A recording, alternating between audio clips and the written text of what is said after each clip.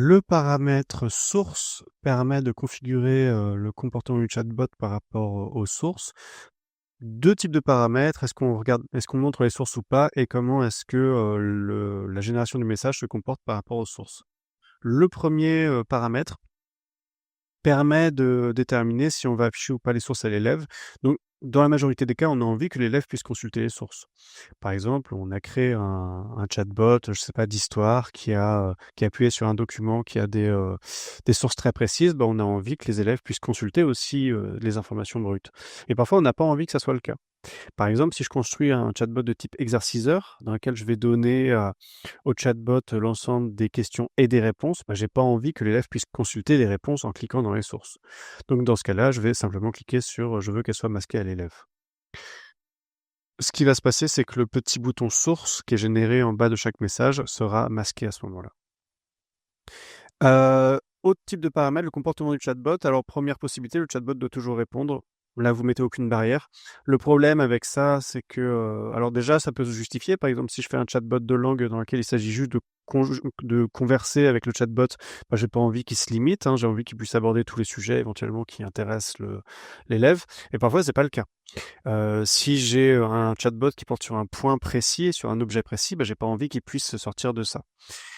Donc la premier cas, c'est ne pas sortir des sources. C'est activable quand vous avez ici, des sources de connaissances qui ont été ajoutées. Par exemple, ici, j'ai un chatbot sur les fleurs du mal, mais je peux pas poser de questions sur Platon, par exemple. Si je lui demande ce que pense Platon de la justice, il va regarder ses sources, il va voir qu'il y a aucune information dans ses sources, il va refuser de répondre. Donc ça peut être intéressant. Le problème, c'est que si on fait ça, bah, ça rend la recherche web complètement inutile. Parce que, il va simplement se concentrer sur ses sources et ne rien voir d'autre. Donc si on veut activer la recherche web ici, qui est activable dans le paramètre recherche web, il va falloir qu'on trouve une autre façon de faire et ça va être le dernier paramètre. C'est pas de hors-sujet. On va pas se reposer ici sur les sources, mais on va se reposer sur le thème. On va dire si, si la question qui t'est posée ne concerne pas le thème du chatbot, tu ne vas pas répondre.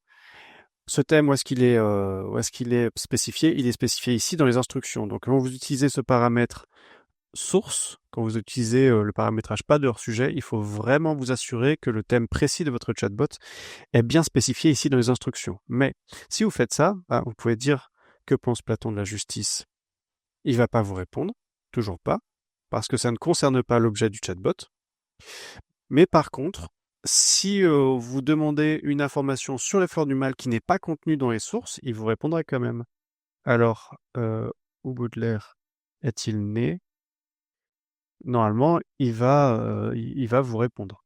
Donc il fait sa recherche sur le web, il vous donne des informations qui ont directement été tirées d'internet.